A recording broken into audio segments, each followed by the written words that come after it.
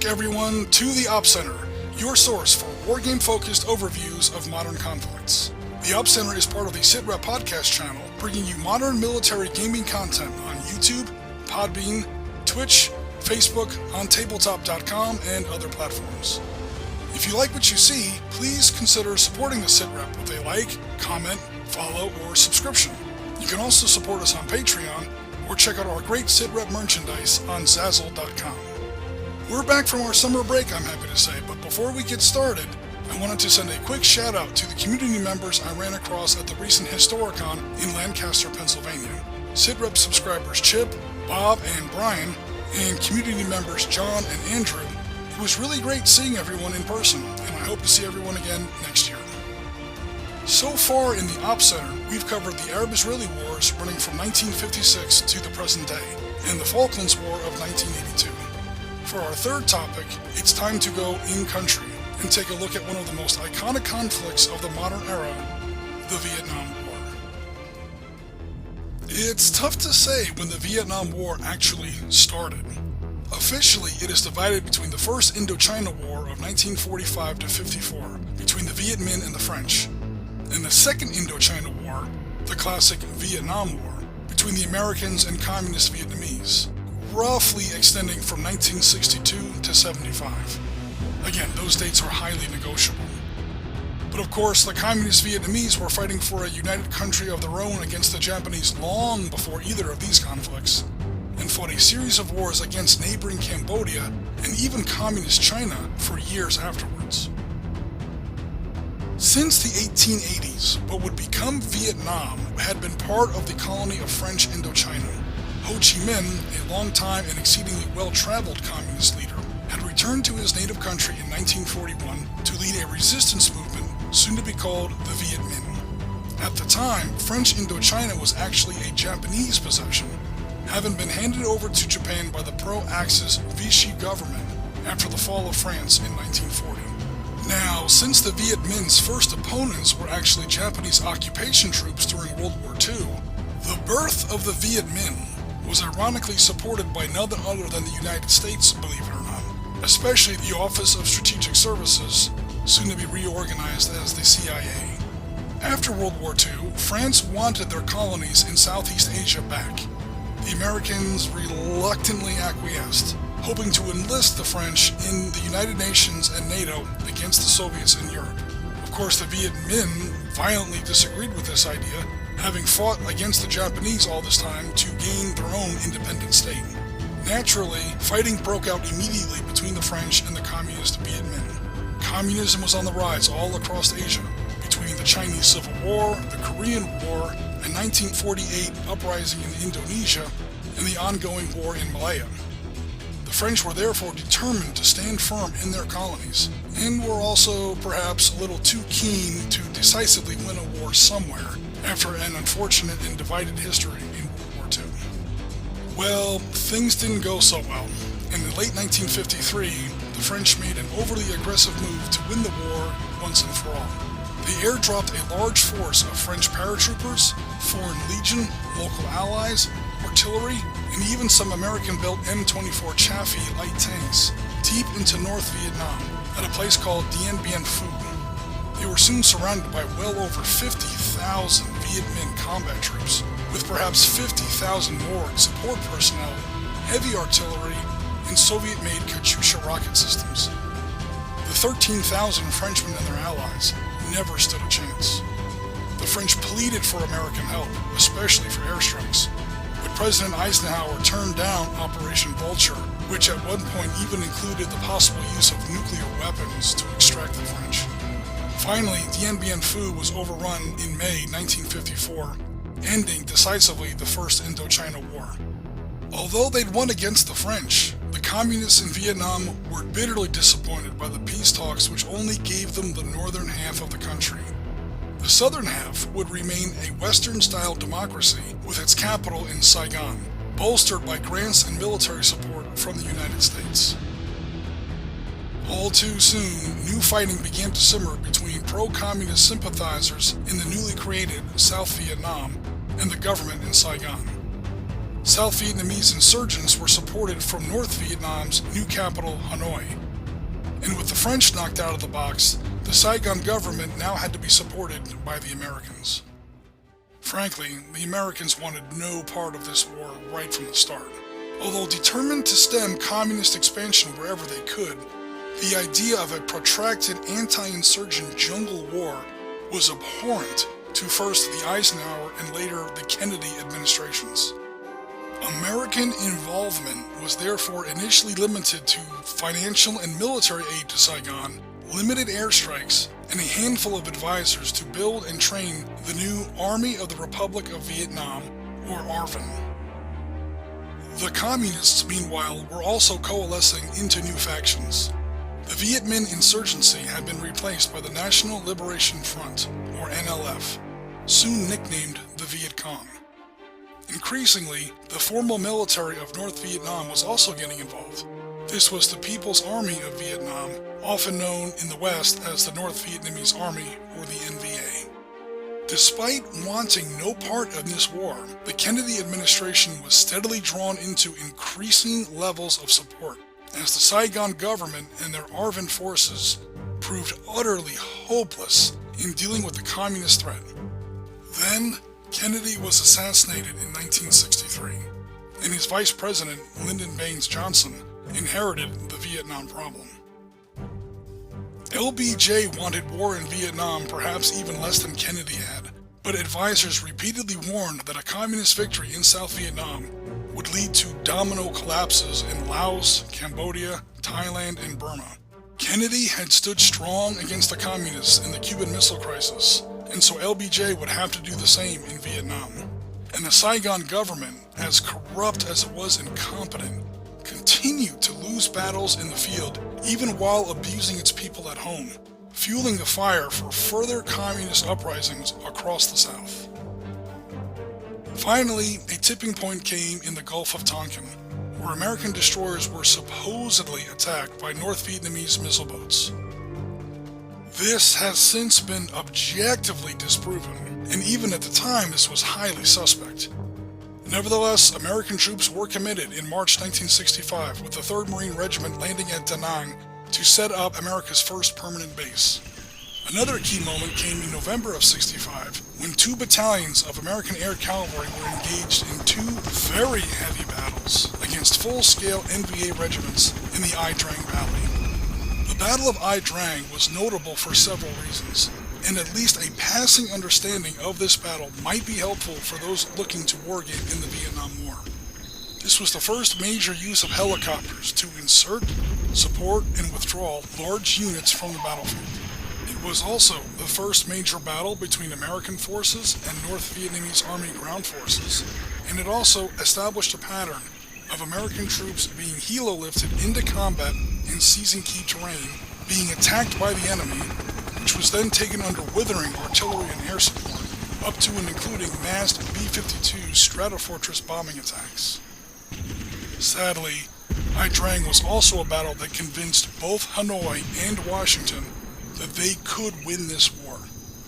The Communists learned that the Americans were not in fact invincible. At the end of the day, the Communists held the field after all.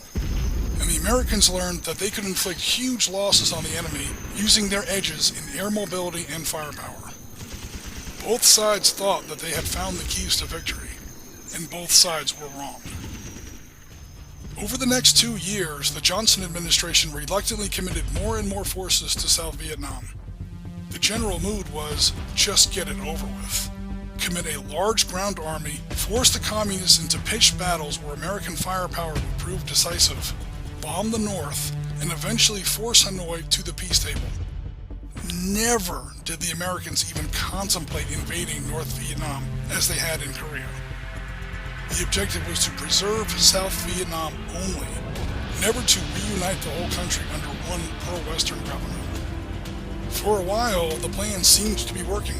Through 1966 and 67, operations like Starlight, Junction City, and others continued to deliver staggering body counts among the NVA. However, the Viet Cong continued to grow in the north, and the ARVN continued to falter in the field. American morale started to suffer as they realized that most of the people they were fighting, South Vietnamese communists and the Viet Cong, were in fact the very people they thought they were defending from the NVA out of Hanoi. The Thunderbolt came on January 30th, 1968. For almost a year, NVA and Viet Cong forces had been building up for one massive assault across all of South Vietnam.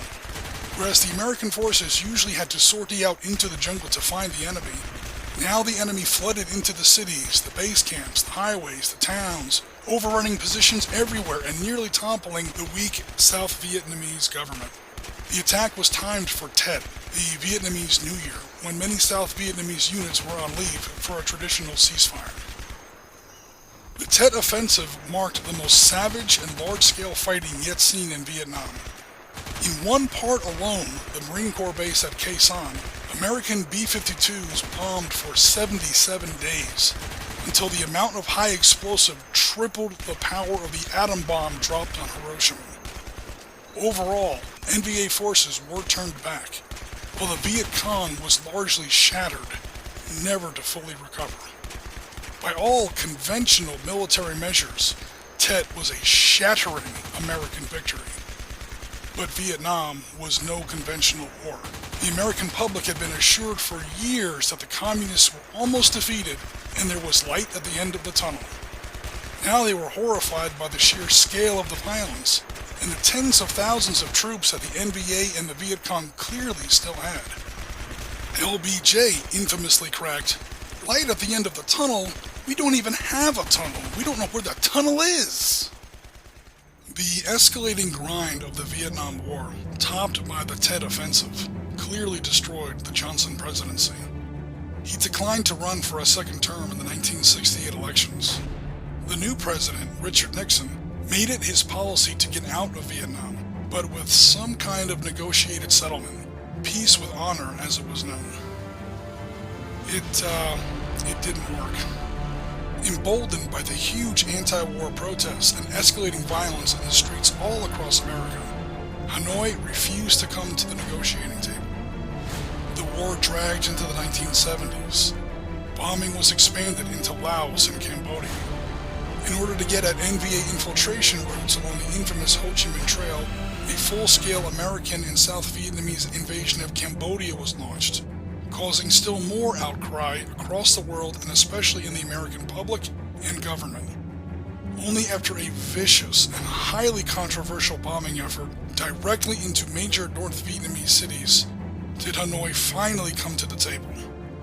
A very shaky and one-sided ceasefire was signed in January 1973, giving the United States a very thin excuse to start pulling out of Vietnam shortly thereafter. The war in Vietnam, however, was far from over. With the Americans gone, the Saigon government was on its own. Promptly ignoring the ceasefire, North Vietnam launched a full-scale conventional ground invasion. By then, yet another American president, Gerald Ford, was in office, and he flatly refused to get re-involved in Vietnam at all. The South Vietnamese army and government quickly crumbled, with Saigon finally falling to North Vietnamese army units on April 30th, 1975.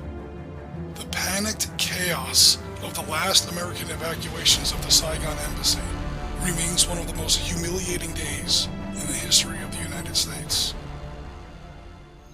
So if you're interested in wargaming the Vietnam War, let's take a look at some of the factions available to you as a player. There may be more than you think. First, let's look at the Communists. There are two major factions at play here: the National Liberation Front, or the Viet Cong, and the People's Army of Vietnam, more commonly known as the North Vietnamese Army, or the NVA. These are two very different groups. The Viet Cong are largely civilians, mostly South Vietnamese insurgents with strong communist ideology or just a hatred of the Saigon government. There was plenty to hate there, believe me. Now, some of the, quote, main force battalions in the VC had a degree of paramilitary training, but these were the ones most famous for the tunnels, the booby traps, the sniping, the bombings in the cities, and for being indistinguishable from the civilian population. These are the men and women that you would build and paint in the stereotypical black pajamas, or really in just normal civilian dress. Compare that against the NVA, which was the formal, uniformed, regimented army of North Vietnam. These men organized into battalions, regiments, and divisions like most other armies, and were headquartered out of North Vietnam proper. On the tabletop, they would be built and painted in the jungle khaki and sun helmets that you've seen in many movies, and organized much more like a typical infantry-based army. High-powered anti-aircraft, mortar, and artillery units would also be included, and even tanks on extremely rare occasions. While both the Viet Cong and NVA were fighting for a united Vietnam under communist government, these forces were directed by different political bodies with very different views on exactly how Vietnam would be unified and what role the VC Southern Communists would play in the new Vietnam. As a result, these two factions did not always get along and should be featured on the same table only in the very rarest of occasions. The Battle of Hue City during the Tet Offensive being one of them. One should also remember that the VC was largely crippled during the Tet Offensive. Some would say as part of an NVA plan, thus leaving the war after the middle of 1968 to be run largely by the NVA alone. The Americans, while all one nation, can be broken into four major forces: the Army, the Marine Corps, the Air Force, and the Navy. Each had a special role to play in Vietnam operations. The Marine Corps largely operated in the north, near the demilitarized zone between North and South Vietnam, in semi-conventional military operations against the NVA. The American Army ran the central and southern parts of the war, both against the NVA in the Central Highlands and along the borders of Laos and Cambodia, and against the VC in the areas around Saigon, extending south into the Mekong Delta. Most of the classic helicopter-borne operations that we all see in the movies were run by the Army, as well as the Mobile Riverine Force in conjunction with the U.S. Navy. The Navy also ran river operations on their own, especially in the Mekong Delta, as well as providing carrier-based tactical air support for the Marines in the northern part of the war zone. Both the Army and the Navy ran extensive Special Forces operations as well. The Army with Green Berets and Long-Range Reconnaissance Patrols, or LRPs, and the Navy with their famous Sea, Air, and Land, or SEAL teams. The Air Force ran tactical air support throughout the entire combat zone. They and the Navy were also responsible for bombing missions deep into North Vietnam and Laos. The Air Force was especially active in this area, with air bases not only in South Vietnam, but also Thailand and throughout the Pacific for the big B-52 raids. The Americans weren't fighting this war alone. The second biggest free world faction by far was ARVN, the Army of the Republic of Vietnam. While widely denounced as incompetent, cowardly, and badly managed, and this is largely true, this was an army largely failed by its own civilian government. Filled with family and political cronies, the officer corps was almost universally reviled. Most came from elitist families made rich during the hated French colonial period, and their inherited Catholic ties further clashing against the vast majority of Vietnamese Buddhists. Formations in the field were criminally underfunded. Soldiers often had to steal supplies and even food. This made for a perfect breeding ground for rampant corruption and wholesale desertion. At the same time, there were tough units that performed well, especially in the ARVN Ranger battalions. By and large, though, the ARVN were easy meat for the VC and especially for the NVA, which is by and large what dragged the Americans into the war in the first place. South Korea was next in terms of numbers, followed by Australia with the ATF, or Australian Task Force, later to include a small contingent from New Zealand as well. Operating mostly in the Phuoc Toi province southeast of Saigon, the Australians fought long and bitter battles, mostly against the Viet Cong. These units would be built in mostly British kit on the tabletop, although a fair number of American M60 general-purpose machine guns and M16 assault rifles were also used. Rounding out the free world forces were small units from Taiwan, Thailand, and the Philippines. So as you can see, there are tons of choices if you want to build a Vietnam-themed force for your tabletop. So that's our first look at the Vietnam War.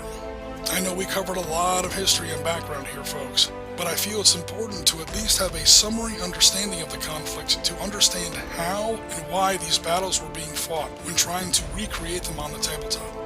We have 3 episodes to go, where we'll be talking about the different areas of the war and how they differ for creating Vietnam tables across these various regions. We'll be looking at the weapons and equipment, tactics and doctrine, and reviewing some tips on how to reflect these factors in our games. The air war, the river operations, special forces operations, we have a lot to cover here, and we hope that you'll stay with us. Now it's time for you to sound off on the topic. What battles from Vietnam, features from the Vietnam battlefield, or even scenes from a Vietnam movie would you like to try to recreate on the tables? I know for a fact there are some very serious Vietnam armies in the community out there because I've seen them firsthand. Questions, feedback, ideas, criticism, anecdotes, gaming stories, tell us what's on your mind in the comments below. And I hope to see you all again here on the Sitrep channel very soon. For now, this is Oriskany, and as always, Tango Mike for listening.